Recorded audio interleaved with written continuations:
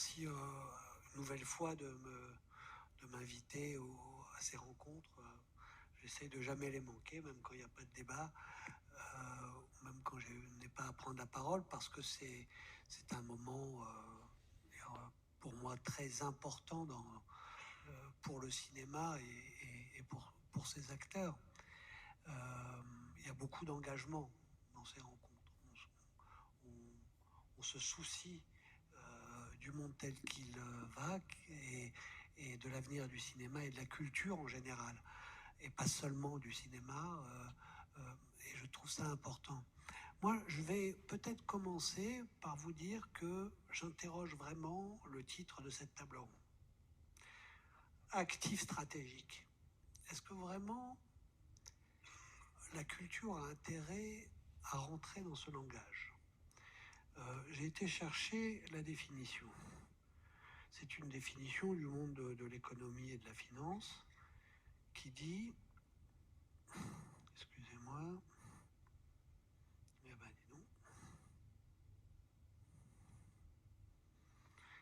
Alors, les actifs stratégiques, c'est les brevets, les marques, les employés clés, les filiales, qui sont des actifs essentiels pour l'activité d'une entreprise, procurant un avantage compétitif et une rentabilité certaine à cette dernière. Ces ressources, ces biens ou ces compétences sont par nature difficilement imitables, obtenables, remplaçables ou échangeables. Mais si ces actifs représentent le métier même de l'entreprise, ils ne sont pas toujours conservés, notamment si leur vente peut être faite au profit d'actifs plus rentables. Donc,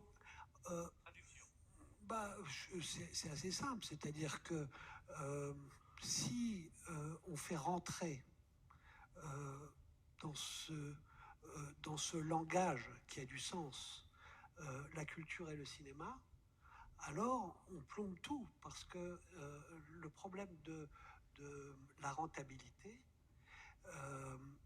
vient à chaque fois percuter ce que nous voulons défendre avec l'exception culturelle. La rentabilité aujourd'hui, elle est très concrète, c'est un modèle qu'incarnent parfaitement les plateformes, c'est la verticalité, c'est l'uniformisation de la culture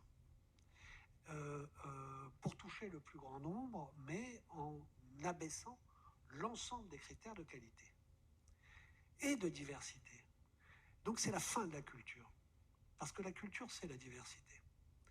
Et d'ailleurs, quand on parlait d'exception culturelle et de souveraineté culturelle, c'est la culture qui était exceptionnelle et souveraine, pas la nation. Et c'est cela qu'on a défendu.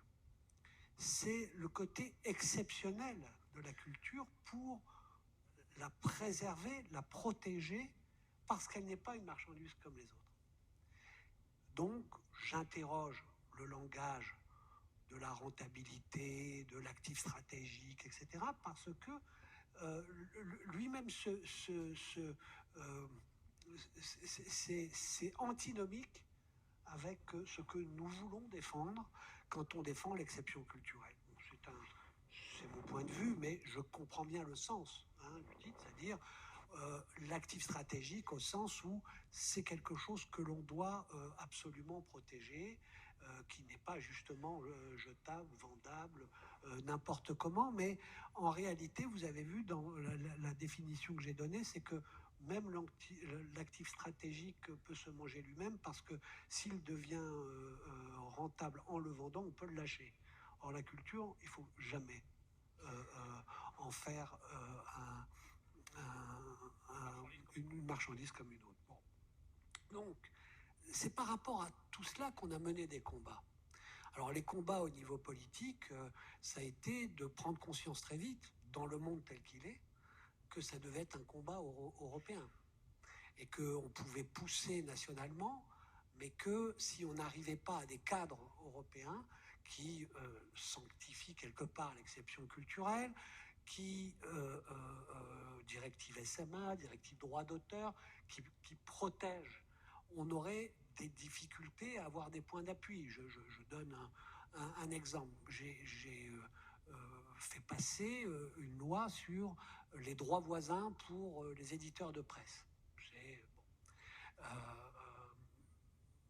En gros, Google pille le travail d'information fait par des journalistes et des éditeurs sans payer, sans rémunérer, sans avoir besoin de payer des salariés pour aller chercher cette information, ramasse l'ensemble de la publicité qu'elle génère sur les réseaux sociaux et sur Internet. Donc c'était l'idée de dire ils doivent contribuer d'une façon ou d'une autre à ce qu'ils utilisent et qui est fabriqué par d'autres en payant une partie à ceux qui fabriquent. Comment dire, on s'est battu pour qu'il y ait la directive européenne, ensuite pour sa transposition rapide, et ensuite on se bat pour que les géants l'appliquent et ne contournent pas ces règles. Et aujourd'hui, on voit que c'est encore indifférent, même si l'autorité de la concurrence a tapé très fort pour obliger Google à rentrer dans le cadre après 2 ans de tergiversation. Mais ce combat-là, c'est un des combats qui était absolument nécessaire au niveau européen. Pourquoi ? Parce que quand, avant qu'il y ait une directive européenne, l'Espagne a dit, nous, on va faire une taxe sur Google quand elle prend des contenus. Google a dit, nous, on veut des références. Et l'Espagne a reculé en quelques jours. Et l'Allemagne, d'ailleurs, pareil. Ça veut dire qu'à un moment donné, vous avez des puissances plus fortes que les États. Et le marché européen, lui, est dissuasif. Parce que, voilà, même s'il y a des milliards d'êtres humains, c'est un marché essentiel pour les grandes plateformes, parce que consommateurs, parce que, etc. Et il ne peut pas s'en passer. Donc, premièrement, européen, et ensuite, le traduire dans le droit français. C'est à chaque fois des combats très très durs. Je vous raconte une anecdote toujours sur ce sujet. Quand on fait passer la loi, qui était une loi que j'ai proposée, bon, ça fera partie des rares fois où j'ai eu une satisfaction dans mon travail de parlementaire, de voir aboutir quelque chose vite, on m'appelle et on me dit le patron de Google News veut venir de Washington vous voir. Là, ils viennent négocier. Il est venu et en gros, il m'a dit non, nous, on ne reconnaît pas de droit voisin. On veut bien aider la presse. On a de l'argent. On peut vous donner une somme. Mais c'est pas parce qu'on est obligé, c'est parce qu'on est gentil. C'est-à-dire qu'il nous disait que la loi qu'on venait de voter, il s'asseyait dessus. Et tout cela avec le sourire et le charme absolu. Hein. C'était pas avec violence qu'il me disait ça. Mais assez tranquille. Bon, je suis content qu'au bout de 2 ans, ils ont bougé, puisqu'ils ont fait un communiqué où ils reconnaissent le droit voisin. C'était ça la bagarre. Parce qu'en le reconnaissant, ils reconnaissaient un droit pour tous les autres pays. C'est ça qui leur faisait mal. Parce que payer à la France, c'était peut-être facile, mais s'ils reconnaissaient le droit, l'ensemble du monde demandait son dû, et ça commençait à coûter cher pour Google. Donc ce sont des bagarres, il faut de la détermination, mais il faut surtout donner du sens, et c'est là-dessus que je veux finir. Et en gros, je pense qu'il y a 2 visions en ce moment sur comment répondre à ce danger qui pèse sur la culture, l'exception culturelle, le cinéma comme d'autres, les médias en général d'ailleurs, l'information. Il y a 2 façons de réagir. Il y a à dire il faut fabriquer des équivalents de Netflix, des plateformes, etc., des géants, pour faire face aux géants. Alors, je pense, moi, que le retard est tel par rapport au modèle de ces géants que c'est impossible, et que 2, le modèle lui-même est un fossoyeur de la culture. Donc on ne doit pas faire pareil. Parce que c'est l'uniformisation, et l'uniformisation, c'est la mort de la culture telle qu'on la conçoit, avec ses valeurs, c'est-à-dire d'abord la diversité culturelle.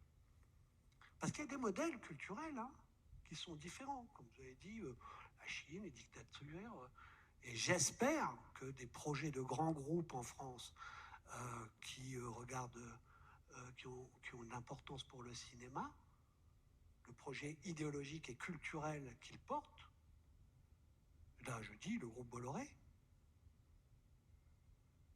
j'espère qu'il ne va pas se transposer sur la culture, parce qu'on va voir ce que c'est qu'au niveau culturel, un tel modèle idéologique et de valeurs.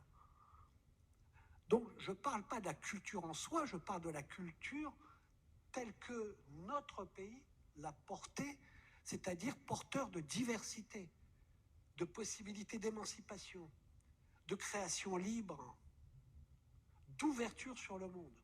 Alors ça se défend avec ce qu'a dit Bruno Patino. Je pense qu'à ce modèle vertical, uniformisant, il va falloir nous opposer, pas seulement dans la production de création, mais dans la diffusion, c'est-à-dire jusqu'à ce que ça arrive aux gens, aux citoyens, aux citoyennes, et pas mépriser la façon dont ça arrive à eux. Je pense que c'est la multiplicité des offres que l'on peut nous imaginer. Il y a ce que fait Arte, il peut y en avoir d'autres, mais il va falloir, à mon avis, encourager un modèle souple, créatif, divers, qui fait des partenariats, et en France et au niveau européen, qui agit ensemble, mais pas des projets verticaux, fusionnés, qui tueront la diversité et qui ne seront jamais à même de concurrencer les géants, qu'ils soient américains, chinois ou autres. Voilà mon point de vue et le combat que je pense que nous devons mener ensemble. Merci.